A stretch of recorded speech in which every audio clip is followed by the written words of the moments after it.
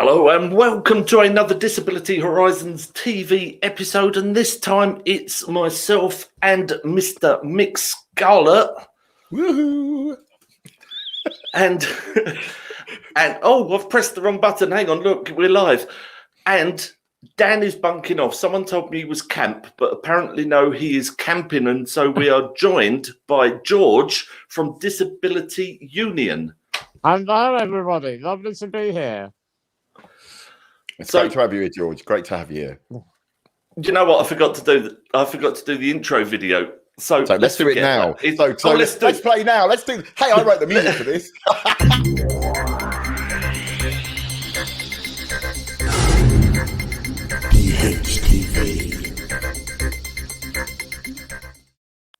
Do you know what's really scary about those photographs? Is both you and Dan look like you know, on a wanted poster. And I look like the one that's going to be really easy to lean on in the interrogation because Dan looks like he's going to kill someone. It's like Dan never looks like that. How did he find that photograph? Right, so we are live on YouTube. We are live on Disability Horizons Facebook page. You can tell I've zapped my brain this weekend. And we are live on the Disability Horizons TV Facebook group. You can comment on Facebook, but first of all, I think we have to click the thingy above and allow StreamYard permission to access your Facebook and the CIA.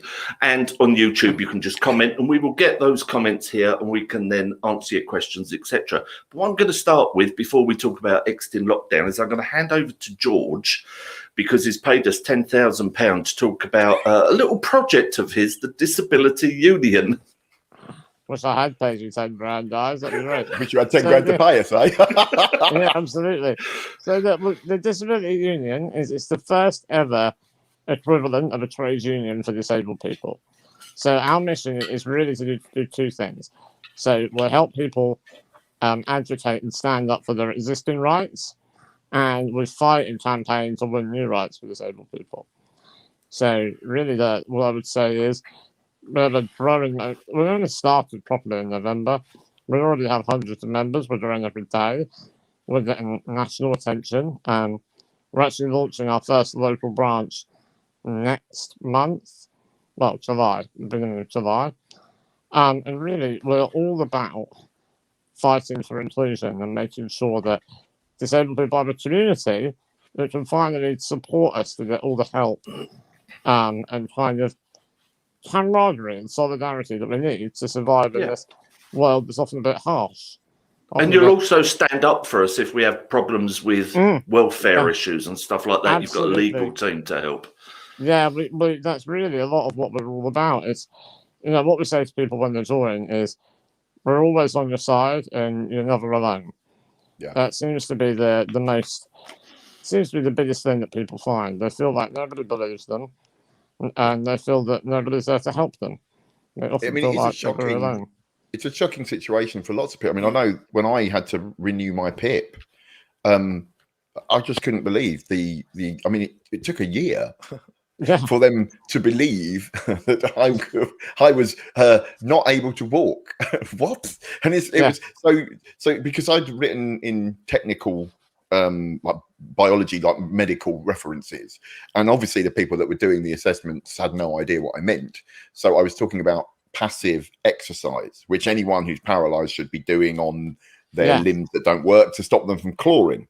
But that's something you can't do yourself. You get it done. That's why it's called passive, not active.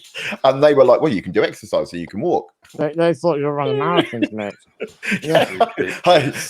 The wheelchair is all for show. It's a way of making a living. I am actually a professional footballer in my free time. Yeah, I just enjoy using a wheelchair and not being able to get about. Well, and so, as I said, tonight's episode is talking about exiting lockdown, and Disability Horizons, sponsored by Martin Sibley, recently did a poll, a questionnaire. Sorry, you had to be here before to understand. About exiting lockdown, and I've got a few stats there that I will probably forget to read out later on. But we want to talk about exiting lockdown, well, being in lockdown.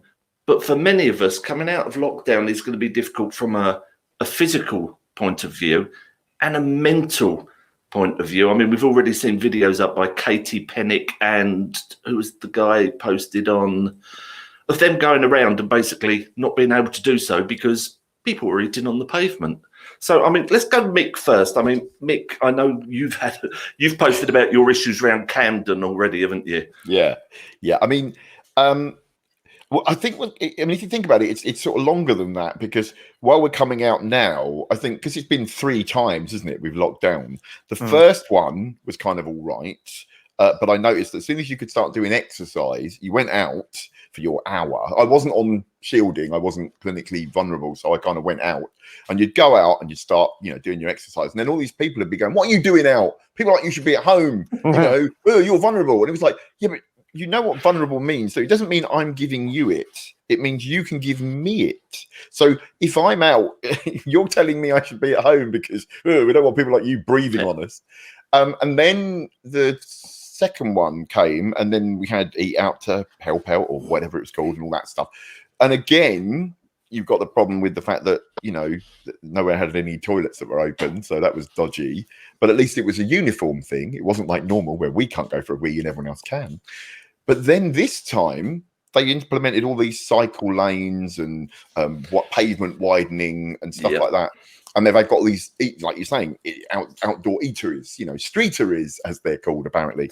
And very hipster. there's been no, because they've all done using this emergency order thing that came in with the COVID bill, that everyone's just stopped thinking. There's no hey, how should we make it accessible? What should we do? Is this fair? Is this good? And do you know what? It's funny. My mate Matthew Wright's just done his first LBC show, and I was listening to it before we came on live here. And the number of people that are like, "Hey, man, we just got to get out. This is it. We've had enough. We don't care if we kill everybody. Who cares? I just got to I'll open my business and go out for a meal and get drunk on a Friday night." And I think that's the big thing that we're going to face is that if we raise these problems, that the public isn't really on our side anymore. And I don't think they're going to be like, yeah, let's make these changes. Because, he says, starting off the show with a cheerful angle. But so my experience have been, you've got low traffic neighborhoods have been installed, and they are meant to be making it so you walk more and cycle more. And it's kind of what they've used is the COVID crisis to fuel a push towards cycling, which, whatever your views are. I have a hand cycle. You can't see it. It's just over there. In fact, there it is, just behind the door. So, I think that that's great. But for people like me, I drive a lot of places and I use cabs. And now, like last night, I went out in a cab and it cost me loads more because you couldn't go the route because it's all closed off. And then they've blocked off the curb. Yeah, you've got cycle lanes that are being put in that aren't designed to be so you can use them safely if you're a wheelchair user or cross the road if you're visually impaired. So there's lots of that going on. And then there's all this pavement widening that, to be honest, I can't really see what the point of it is, because just putting some temporary bits down and having a bit of road that's now a pavement, no one's using it, and it just seems to be somewhere where all the rubbish collects. So and they block the roads off. I mean, I saw this video, the street, they're eating on the pavements, but they've put bollards in the road so people in wheelchair can't even get up the middle of the road. I mean, Camden's bad, but like Westminster, all around Soho, they've just basically blocked Soho off with these great big sort of almost like tank track things that you got, that we used to play with when we were kids, playing war, and you'd put like these big things in front of a tank and it wouldn't get over it. So it's kind of, it's just, there's been, I think the thing is there's been, not only has there not been any consultation, there's been no thought. It's just terrible. I can read someone, Janet from Brighton, is going, Brighton is challenging. I bet it is, because Brighton's challenging at the best of times for wheelchair users and disabled people. So I know that they did a weird thing where they moved all the parking so that you parked in your Blue Badge Bay with a cycle lane between you and the pavement.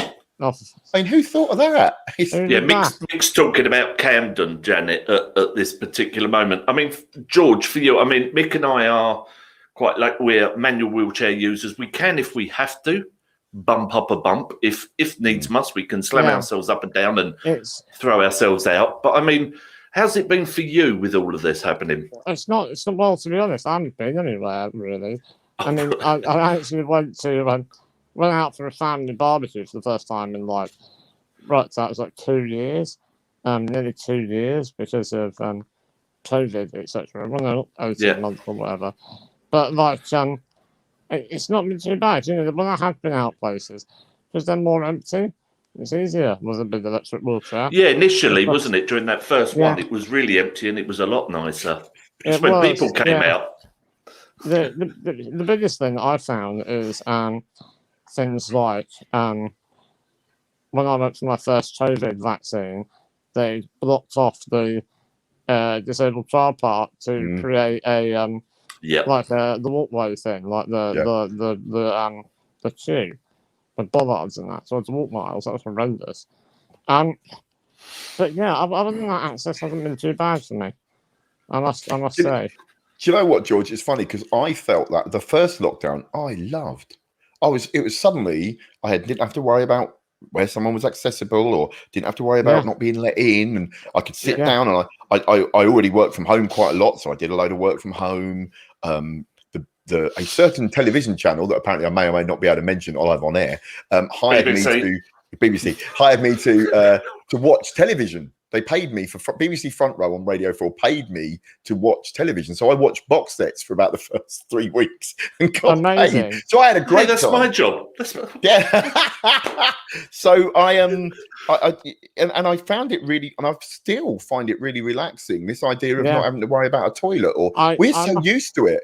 So I wrote a load of articles saying disabled people, this is our lives. We, to a certain level every day, but definitely now and again, have this period of our lives where we can't go out, we don't do anything, and we kind of get on with it. So all this kind of, I can't go. It's like, but why aren't you listening to us? So I wrote loads of articles and did a poem for BBC Radio, but also got voted pick of the week, saying, did you go all Rick Mail with your poetry? The young ones? I've got a poem. Everybody, shut up and listen to me. It's the people's poet, Mik. I've been. But then you see, while I was all right, my brother, who is not disabled, has had an awful time, and it's been shocking to me the real lack of support that people have had. And again, I always think, I mean, George, with your union, is this idea of saying, well, we can help society. It's not all about poor little broken things. I genuinely felt that all the way through it, we needed to be talking about how you cope with this instant change, with imposition of a lack of autonomy and independence. But no, a few little items on television and a couple of things in the radio and an article, and then they were like, I'm bored of that now, we've moved on. And it was like, no, this needs to be a regular thing. We need... I mean, funny enough, I was having this conversation with someone at the barbecue I was at just now. The guy who knows very little about disability, but I was explaining, what things are like, why I started the union, and he said to me, I was surprised actually, he said, oh, well, it seems to me that obviously lockdown must have made work a lot more accessible for people. And I said, well, actually, yes. I said, I've got loads of work done and made more money than I've made in ages over the last year because I'm at home and I can do whatever I want. Yeah. You're already set up. And I was saying, look, one of the things that we're pushing for at the union is pushing this idea that accessibility is not a cost. Making work accessible to people is an enormous net benefit for society. Yeah. And all three of us know it's not expensive, is it, really, most of the time?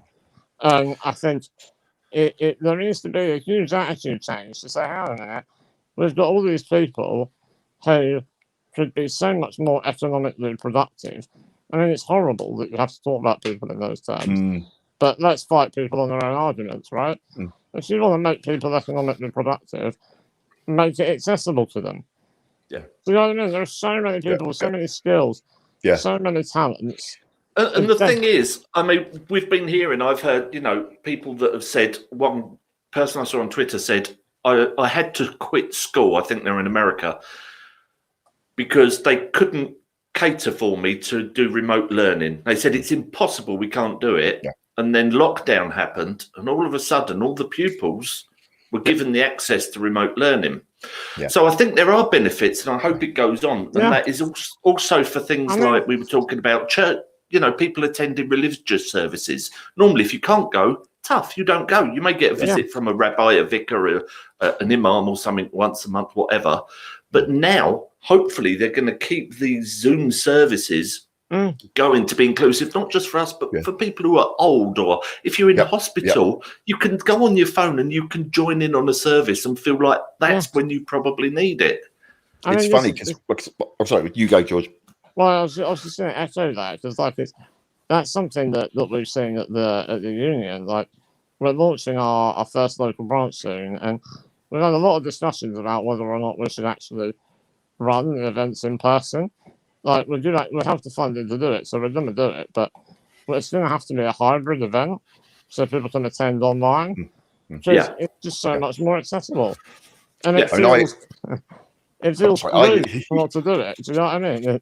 Which is the way it should be. Yeah, it should be. And it's funny because just before all this started, I was working for a big client of mine, and I was sort of working for them full time, and I was working part remote, part in the office, and it was really difficult to do because the technology didn't work, and it was.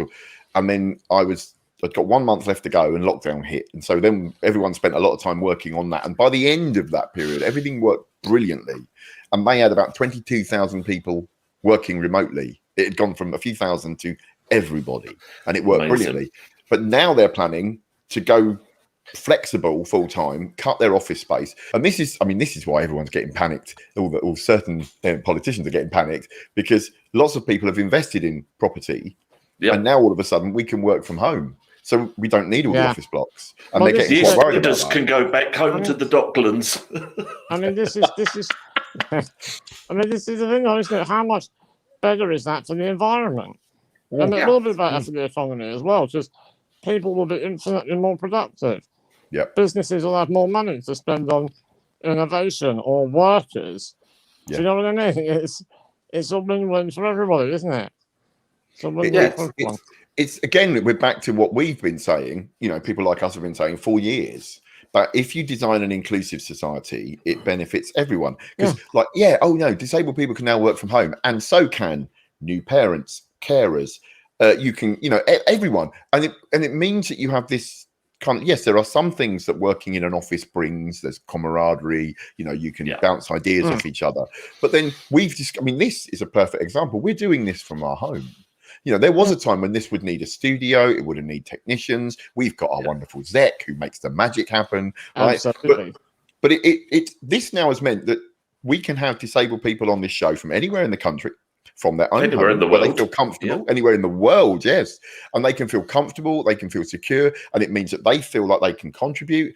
And this is, again, we're pointing the way of the way it should be for everybody. So, I'm hoping that everybody out there that has these experiences of yes, see, we've got the dog sound effect. But everyone out there, the great thing is Zec's got a dog as well. And the last time, just before we went live, Zec's dog was going bark, bark, bark, and he was like. So then, when George's dog started barking just before we went live, you could see Zec go because he's like, "I've got ghost dog." So I really hope that. I hope that society listens, because that's what a lot of what I was saying was listen to us. We can really help you build a world for everybody, an inclusive, accessible world for what we want works for you all. Whether that happens or not, we shall see, shan't we? But for We've me, got loads of great comments, haven't we, as well? I'm just looking here. Loads of people are saying, you've got Katie and someone called Facebook user saying about how Ben is also saying, I like that Facebook user. That's it. Lucky I can't have children, because otherwise that's probably what I'd call them. But loads of people saying it's been really good for their mental health, which is strange because for us, we underestimate the amount of pressure it puts on us. Yeah. No, every time we leave the house. I could worry about it for days. It drives my wife up the wall. So I'm like, will it have a loo? Will it be able to sit down? Will I be able to get in? Do it? And it, so it's funny how lots of non-disabled people really have cracked under the strain. Yeah, but again, my we were there. Has never been better. My mental health has never been better, because for a whole year, 18 months, I haven't had any stress with accessibility or anything like that. Like, incredibly lucky. Like, and it's Yeah, I mean, I come at it from 2 points. I mean, yes, I'm physically disabled, and I would say I had no stress last year. It was brilliant. That's because I also suffer with PTSD, terrible anxiety, and I'm like, I'm feeling so much better. And it's because I didn't go anywhere. I normally only leave the house about 15 times a year, but for me, I've been more sociable in the last year than I have in the last 10. My wife, who's very sociable, says you're speaking to more people than me. What's going on? Because I don't like visit. I'm terrible. I just find it all too overwhelming. I get suffer with hypersensitivity. So if we've got people around, there's a few conversations going on or whatever, and if I'm tired, and so for me, sitting around in my pajamas, blogging, reviewing videos where I'm only, I'm sort of boxer shorts and dressed on the top. I've got shorts on there, don't worry. But I've got my pajamas on.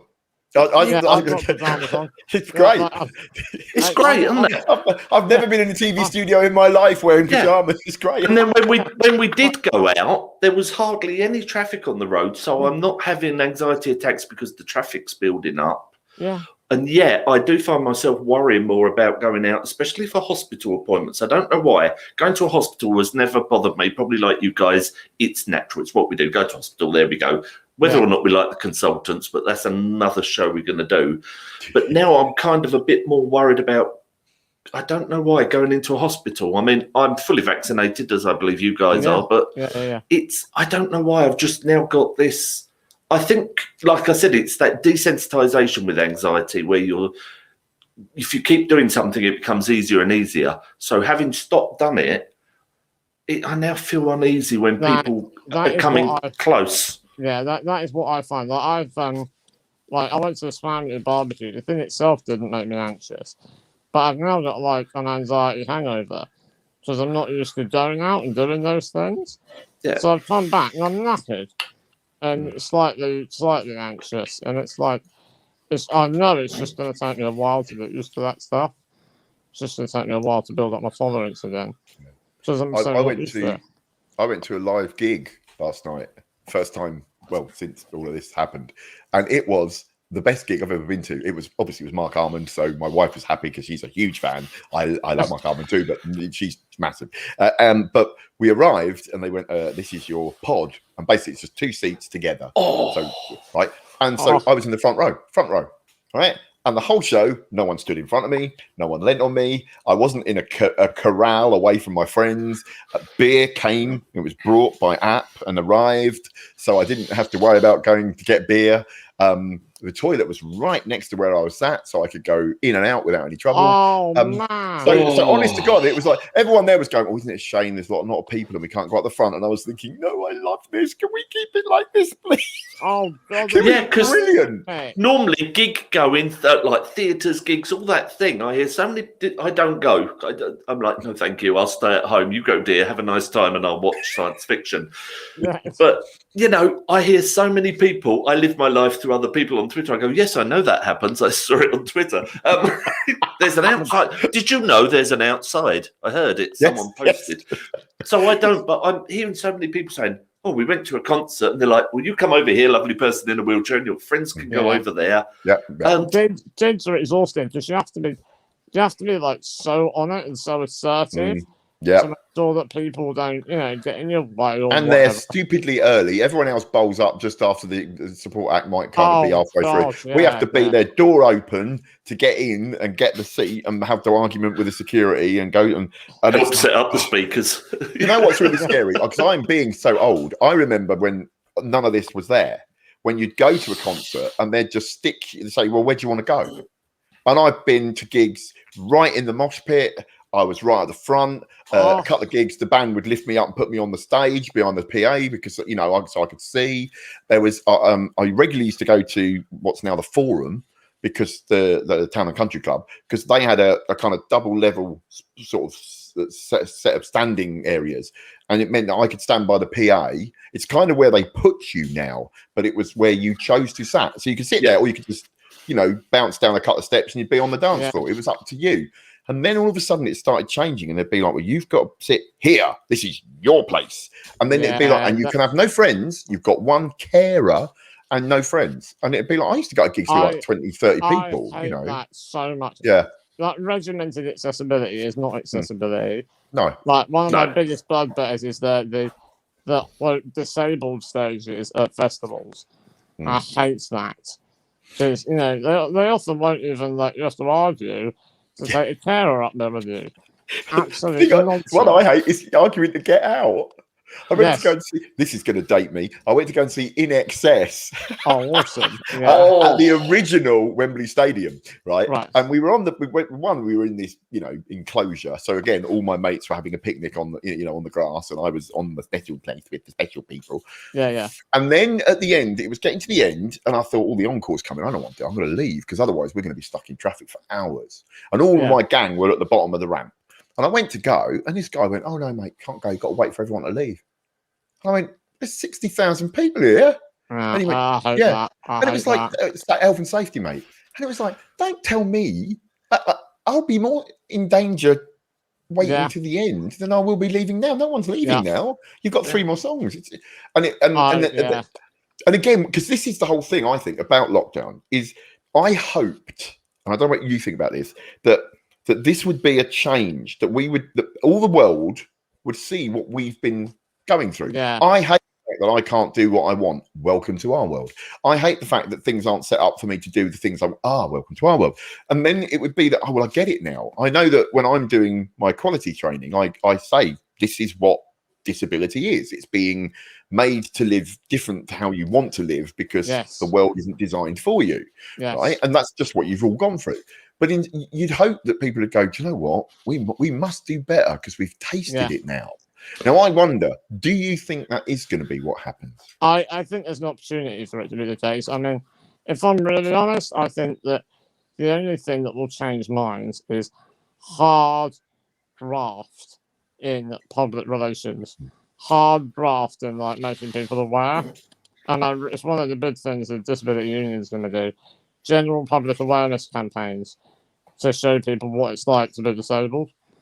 I really think that people will be a lot more receptive to it now, but it's not going to happen easily because it's so much easier for life to go back to the way it was before than it is for it to change. But the problem is, I mean, we can do whatever we want, and we've got some amazing people out there putting some great videos online saying, look, this is actually what it's like. Here's a video of me trying to do this. Yeah. But able-bodied people, if we can say that, but don't pay attention to disabled people. They don't follow them. So we're seeing it because we all follow each other and we're a big gang. But I don't think other people are seeing it. No, and people don't understand. You'll get the odd MP who say, oh, yeah, no, I get it. I sat in a wheelchair once for 20 minutes to see what it was like. But they don't get it, and they don't want to put the hard money for it. They don't want to make the changes. I don't think people get what it's like to be anything. Do you know what I mean? It's very difficult for us to imagine what it's like to be someone else. Yeah. And I think that one of the problems that we face is that there has been a long history of portrayal of what it's like to be us that makes it seem horrible. You know, there are many things. I know I fight lots of different campaigns around stuff, and a lot of the underlying thing is poor little disabled people have it very suffering. And I think that now I mean, like I said, I was listening to Matthew Wright's show on LBC before I came here, and there was just person after person ringing in, going, "That's it. It's got to be unlocked. I don't care if I'm killing everyone. It's got to. Because what about my living? What about our mental health and not being able to go to work and all of this stuff?" And it was like, these are all the things that we have just said we share, and we got rid of in lockdown because we stopped having this permanent fear of failure, of being barred, of being excluded. It's almost like people getting crushed when an event happens and there's crushing people are killed and injured because no one cares about anyone else. It's just what matters for me, that focus on me. That's why I really like George's idea of focusing on I mean, it's horrible, and I kind of hate it, especially as a rabid socialist. But he says, "Oh no, politics again." But I think that George's idea of focusing, vote for all, just not all, just don't. Not the Tories. I didn't say that, Zec. I didn't say that. But I think that his idea is saying, let's think about the way that we can contribute, because we are, one of the things that I felt when I was going out during that first, you can do an hour's exercise, was this kind of attitude of like, oh my God, you people, you want it all, don't you? Now you're even out exercising. And it was like, let's stop, because everyone loads of people have been saying about the gig thing, that you sit in the platform, right? And everyone's like, what for you with a great view, isn't it? And it's like, but we're put here because we can't go anywhere else. It's here. This is our private darkness here. This is it. And we don't know each other. We're all just stuck together because we're all disabled. And all of our friends are wherever you are, or they're surrounding us, getting drunk around us and whatever. And it's, so it's not, people always see, it's like, oh, I've got a blue badge.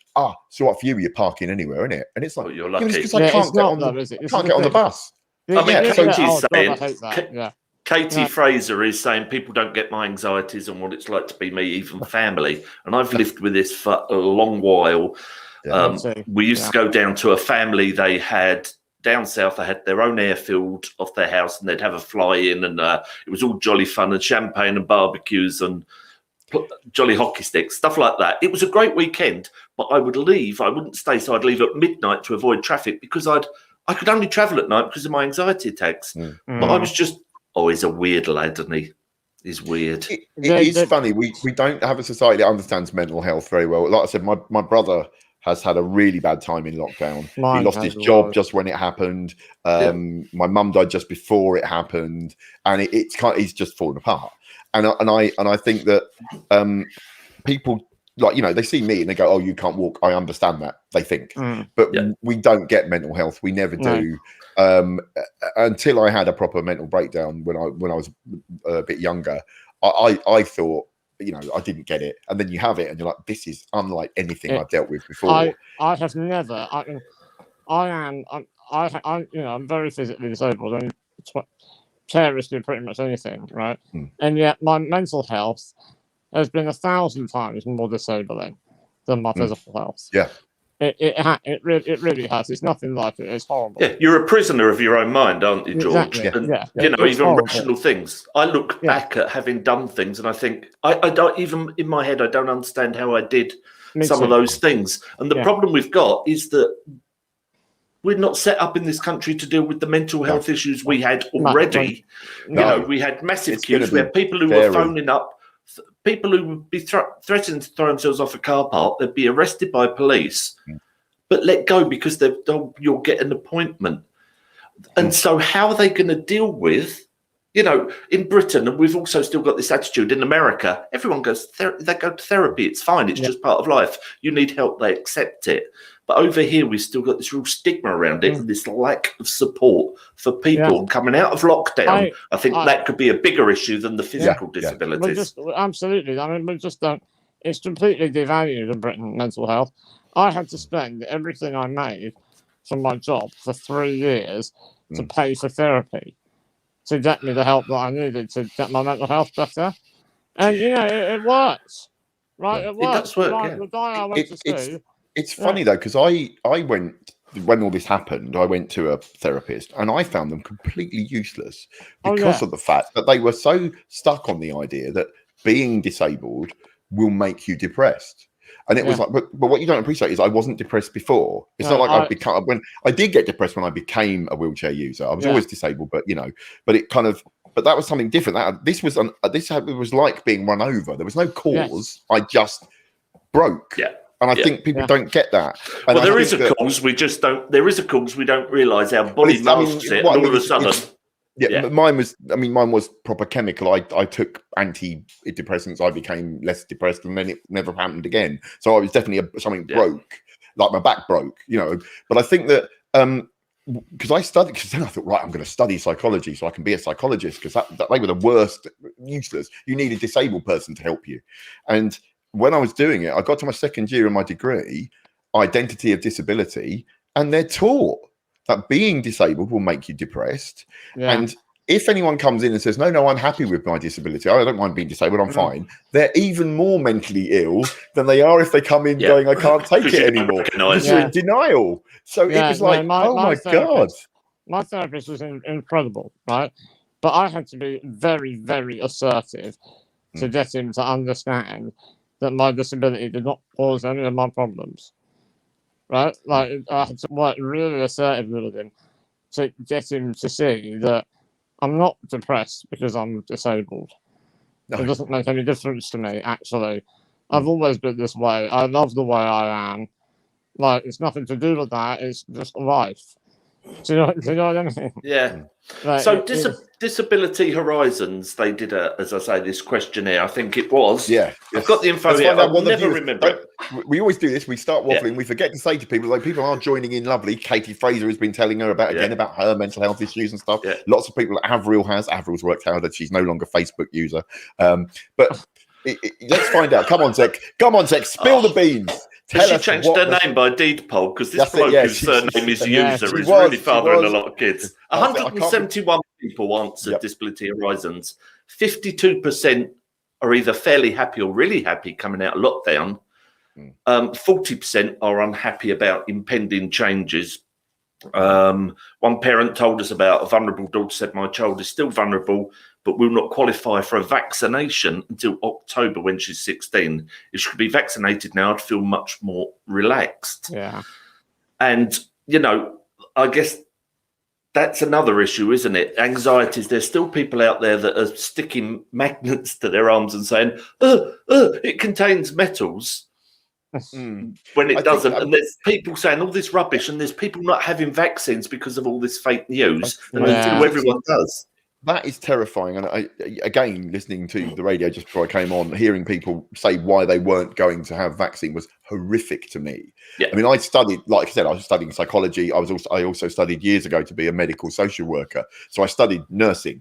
And so obviously virology and immunology was part of my course. And when you know about it, you understand that a lot of these fears are they're so unfounded. It's like, you just really don't have to worry. And all this stuff about, well, I've seen people have been very ill from the vaccine. It's like, well, that's kind of because if you ill from a vaccine, which is an inert version of the disease, then if you catch the real virus, you will be very ill. So, but as you know, and I think that we have. But everything has a risk, doesn't it? Everything has a risk, and yes, X amount of people, and it's unfortunate. It's like, don't read the side effects on the pills they give us because you wouldn't take them.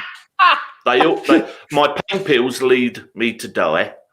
My pills for depression will lead me to severe anxiety and suicidal thoughts. So stop reading about it and just do it because it will help you. Yeah, I must admit, I now read my side effects just because my wife's a big reader. So what are you reading for? So she reads all the side effects, and it's been addictive. So now I'm like, oh wow, so it can cause fatal heart attacks. Going, oh, that's nice. Oh no, the only reason I like the piece of paper in the meds is I've been playing that game where you open your meds like Russian roulette. Do you manage to open it without getting the paper wrapped around that end? Yeah. It's like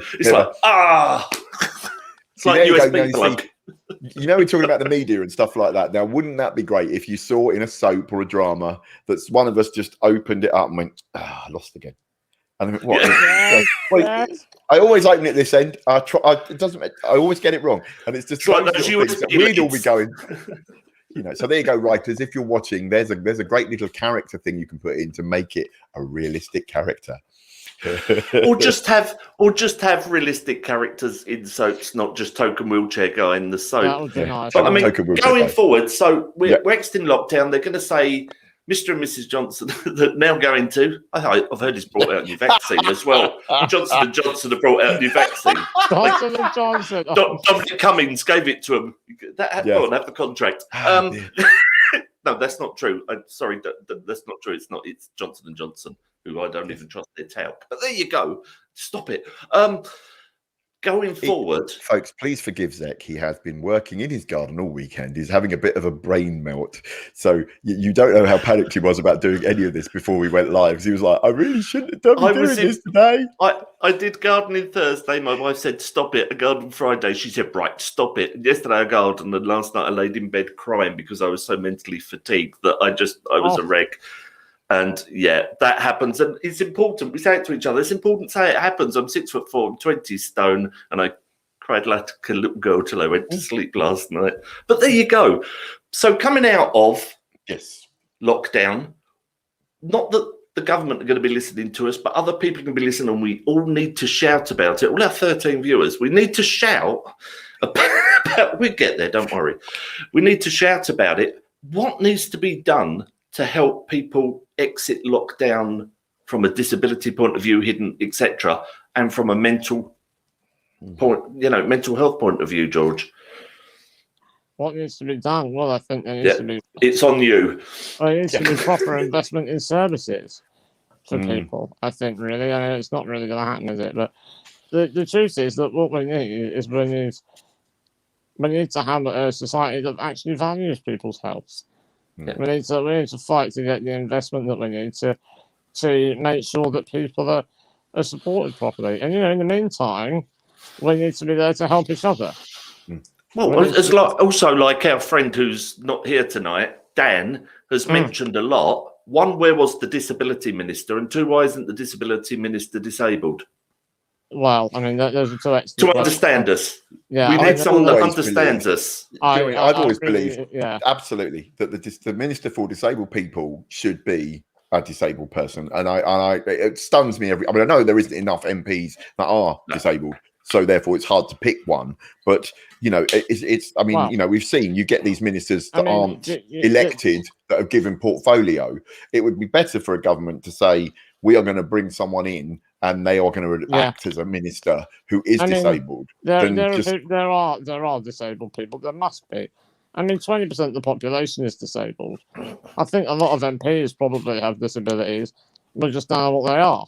I think you'll find that there aren't as many as you'd think. I think it's one of those things where, because of the fact you've got the press after you, and they'll be looking into all parts of your life, I think a lot of people go, "It's not for me." Well, maybe. And so who do we know? Who do we know that's in politics as disabled? I know there was that woman who she has the guide dog. She's blind. We got Tanny Gray Thompson. She's House of Lords, isn't she?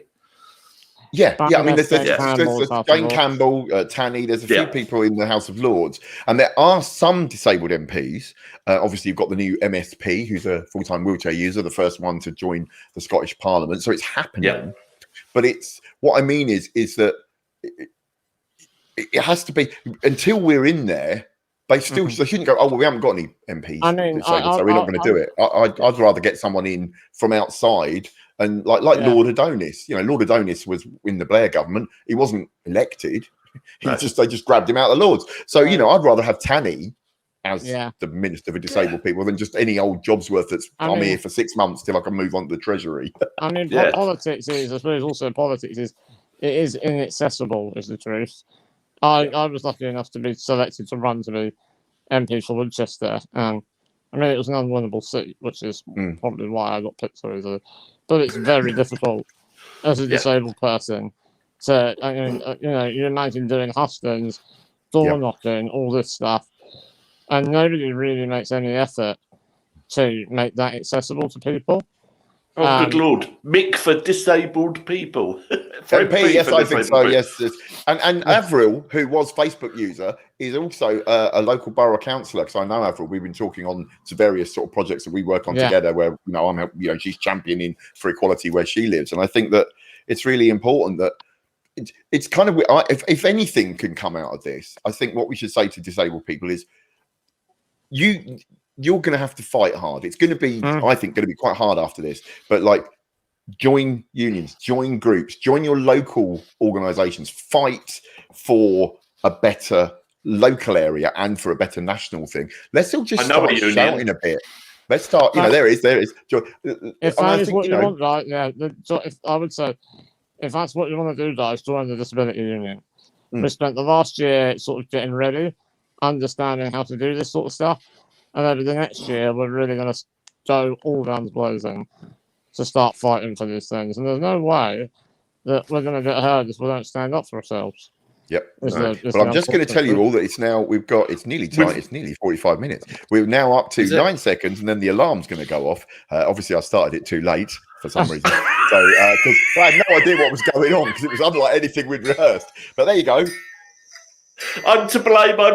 We are running over. So it's nearly time to go, folks. There you go. You can tell. Professional man in my head. I was going because in television you count everything. So I'm sitting there going, this is taking a long time.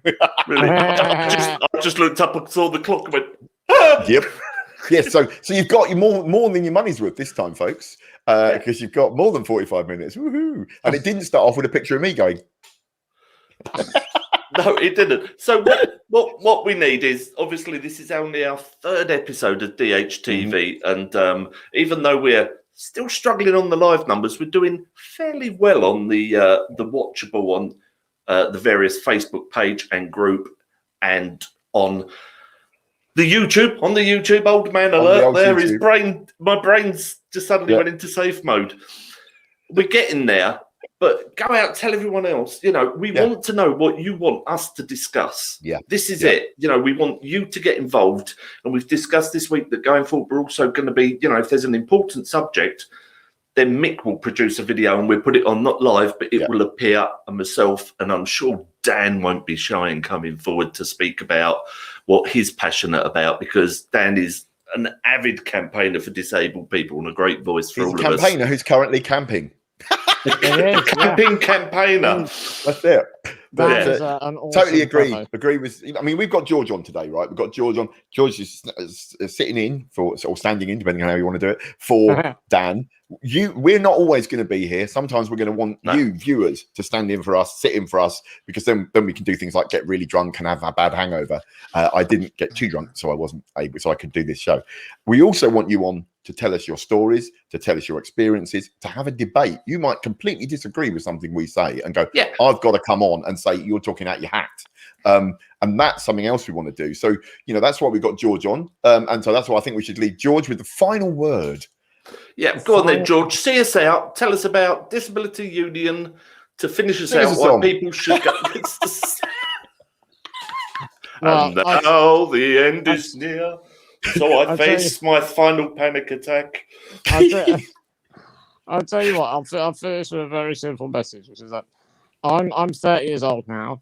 Oh, sorry, actually, I'll be 31 very soon in August. And for the first 29 years of my life, I never felt like there was somebody that would reliably stand up for me as a disabled person. It took me 25 years to understand what that actually meant. And, to get over the internalized ableism of thinking that there's something wrong with me, etc. And the purpose of the union, the Disability Union, is to give people a home. It's to give disabled people a place where you can come, you can join, you're part of a community that will support you in every aspect of your disability. All the fights, all the struggles will be there with you all the way. You'll get to make friends with other members. Eventually, there will be a local branch in whatever community you live in. At the moment, our first one is Central Hampshire, but over the next few years, we will be having more and more branches. And really, if you feel like you want somewhere where you can just come and be disabled, silly as that sounds, you can come and bring every part of you, talk about every part of your experience, be supported through all those struggles, then it's for you. And please come and join. Please come and support us so that we can fight for equality. And I've decided that our little slogan is going to be full inclusion now. We want a situation where we're all included. And you get a month. There's a monthly newsletter with some fabulous articles written fabulous by people columnists. like I don't know. Myself One of the people might write for them. Yeah, me and Mick write for them. Yeah. But I think it's looking really good, and I think it's amazing. And thank you, George, for setting up something like this for us. Guys, it's needed. It's my passion. It's my passion. I've never had so much fun working in my entire life. Good. We definitely know that we've probably got to go now because everyone's saying great show, thank you, which probably means they've all had enough. So when your audience is telling you to go, it's time to go. Great show, thank you. My dinner's going cold. And with that, we will end the third episode of Disability Horizons TV. Thank you very much, George, for coming on and telling us about Disability Union. And George is working in conjunction with Disability Horizons with this, so they're kind of promoting each other along the way. Brilliant. And Mick and myself will be back with Dan. Yeah. We're doing it every other week, so not next Sunday, the Sunday after. That's it. And I don't know what we're talking about yet. So Not message yet, no. us. So send us with your ideas. All I want to say is thanks to George as well, because I was a little worried that we would all have to go camping with Daniel and film there. And I was like, I don't do camping. If it's not got room service, I don't go. So you've saved me from a fate worse than a tent. And in future, we may be, we may not be sat here. I hope that we're going to do things like go off to... come to you. Oh, my brain. What's the Disability Expo? Nadex. Nadex, things like that. We might be live from Nadex and things like that, or wherever it takes us. If we can cope with being together. Folks. Your front room. Once We are really going to go now. And that's a great way of exiting a lockdown show by saying once we can all mix again, we could even do this from your front room. As long as Zec knows how to connect to your internet, because there's no way I'll be doing the technology. Bye. See you later. Bye, guys. Thanks a lot, George.